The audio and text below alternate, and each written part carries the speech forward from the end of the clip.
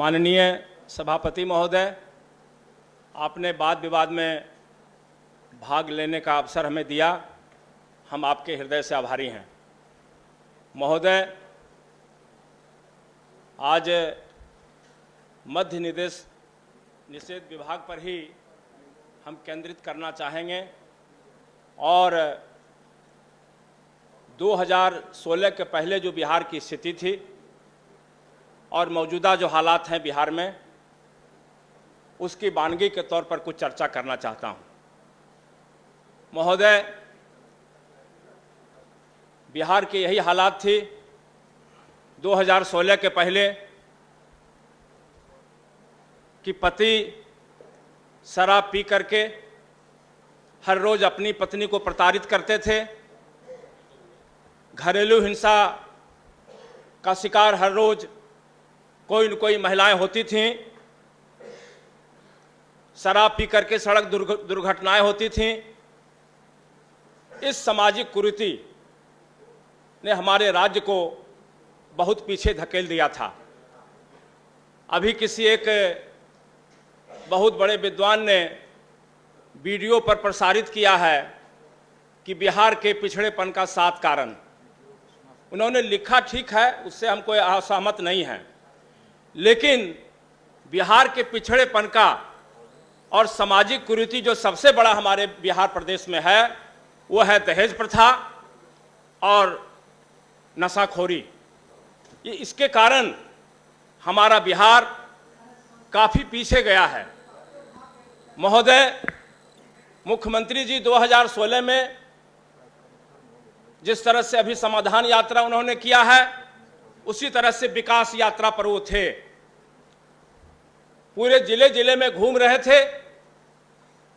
जब जहानाबाद में थे, हमें स्मरण है कि जहानाबाद में माननीय नीतीश कुमार जी जब पहुंचे और समाधान यात्रा के दौरान एक जीविका दीदी फपक फपक पर रो रही थी और अपनी व्यथा सुना रही थी कि किस तरह से शराब पी करके उनके पति अत्याचार कर रहे हैं। संवेदनशील मुख्यमंत्री माननीय मुख्यमंत्री जी ने फैसला लिया कि हम इस शराबबंदी को, इस कुरीति को समाज के अंदर से बाहर करने का काम करेंगे। महोदय, मैं मुख्यमंत्री जी को शराबबंदी कानून लागू करने के लिए हम उनका आभार व्यक्त करना चाहते हैं, लेकिन साथ साथ से इस सदन में सत्ता और विपक्ष के दोनों साथी जो हमारे बैठे हुए हैं, सबों के प्रति आभार व्यक्त इसलिए करना चाहते हैं कि ये जो ड्रीम प्रोजेक्ट मुख्यमंत्री जी ने लागू किया अपना, इसमें कांग्रेस के लोग हों, राष्ट्रीय जनता दल के लोग हों, भारतीय जनता पार्टी के लोग हों, वाम मोर्चा के लोग हों, सभी सदस्यों ने बिहार से कुरीति मिटाने के लिए समर्थन किया था और बिहार को बचाने के लिए मुख्यमंत्री जी का साथ देने का काम किया था। यही तो होना चाहिए खूबसूरती, यही तो होना चाहिए खूबसूरती। हम बार बार निवेदन आप लोगों से करना चाहते हैं कि राजनीति हम लोग हर रोज करेंगे, सत्ता विपक्ष होगी, सत्ता से भी कुछ कमी होती है, उसकी आलोचना आप कर सकते हैं, सुझाव दे सकते हैं, लेकिन बिहार में जो सामाजिक क्रांति शराबबंदी के माध्यम से लाया गया, वो हम सबों के राय से मिलूजुली समर्थन से हुआ है। इसलिए सत्ता पक्ष और विपक्ष पक्ष के सभी साथियों को हम आभार व्यक्त करना चाहते हैं। महोदय, यह चर्चा होती है कि शराबबंदी से कोई परिवर्तन नहीं आया है, यह चर्चा होती है।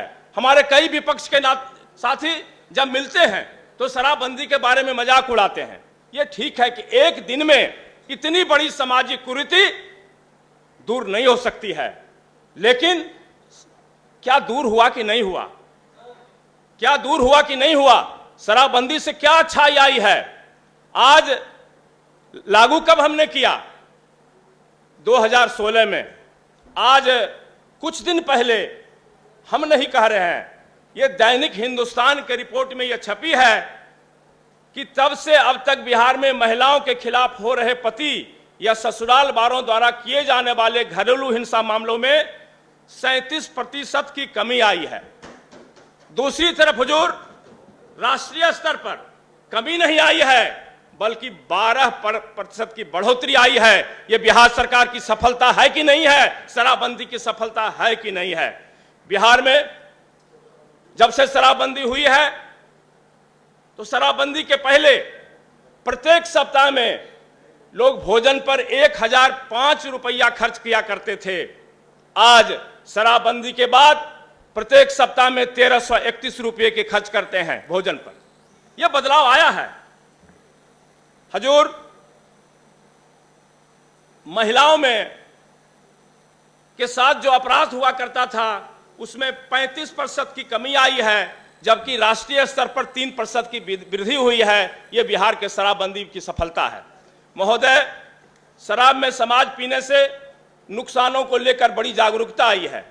जगह जगह जो बिहार में हर जगह होर्डिंग लगाए गए हैं और इस तरह से चित्र दिखलाया गया है शराब कितनी बड़ी समाज के अंदर शराब कितनी बड़ी कुरीति पैदा करता है, इसको दिखलाने का काम किया गया है। इससे निश्चित रूप से जागरूकता बढ़ी है।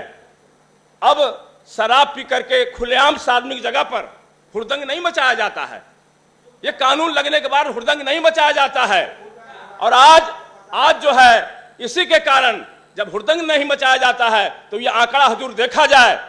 हम सबको बताना चाहते हैं कि पर्यटकों की संख्या में लोग क्या कहेंगे कि शराब बंद हो गया है इसलिए यहाँ पर्यटक नहीं आते हैं। हजूर, ये आंकड़ा बताता है कि जब से शराबबंदी हुई है तो लोग निडर होकर पर्यटक लोग बिहार आते हैं और बोध गया जाते हैं, वैशाली जाते हैं और सब जो भी हमारा पर्यटक स्थल है वहां जाते हैं। वृद्धि हुई है पर्यटकों में के मामले में। जी माननीय सदस्य, नहीं, आपके यहाँ गया भी जाते हैं, आपके इलाके में बोध गया भी जाते हैं, माननीय वैशाली सदस्य भी जाते हैं। माननीय सदस्य मुनि जी बोलने दिया जाए। नहीं, भुला नहीं गए। समय सीमित है, इसीलिए संक्षेप में भी हमको बोलना है। हम धृष्टता नहीं कर सकते हैं, समय सीमा लगने की हमारी इच्छा नहीं है। हजूर, हम बताना चाहते हैं सदस्य को, सरकार ने भी, माननीय मंत्री जी भी अपना आंकड़ा जो प्रस्तुत किए हैं अपने प्रतिवेदन में, अपने व्याख्यान में, यह एक उपलब्धि जितनी बड़ी है हम यहाँ पर सदन में स्वागत करना चाहते हैं। हजूर, 2016 के बाद एन सिन्हा इंस्टीट्यूट जो रिसर्च का सबसे महत्वपूर्ण सेंटर है हमारा बिहार में, हमारे माननीय सभापति जी भी एक कुशल योग्य प्राध्यापक हैं और उनको मालूम है कि एन सिन्हा इंस्टीट्यूट के रिसर्च का क्या महत्व है। और चाणक्य लॉ यूनिवर्सिटी ने भी जो अध्ययन किया है वह सरकार ने अपने प्रतिवेदन में प्रस्तुत किया है। यह ऐतिहासिक, हम तो इतनी बड़ी सामाजिक क्रांति इसको मानते हैं और इतनी बड़ी उपलब्धि मानते हैं कि 80% लोगों ने मद्य निषेध का बिहार में समर्थन किया है। 80% लोगों ने, ये रिसर्च है, कोई राजनीतिक रिपोर्ट नहीं है, ये चाणक्य लॉ यूनिवर्सिटी का रिपोर्ट है और ये एन सिन्हा इंस्टीट्यूट का प्रतिवेदन है कि 80% लोगों ने शराबबंदी का समर्थन किया है।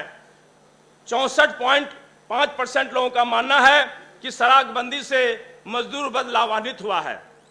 62% 4% लोगों का मानना है कि शराब से बचत का बच्चों की शिक्षा पर व्यय हो रहा है। हजूर, 54% लोग बचत को पौष्टिक आहार व्यय मानते हैं।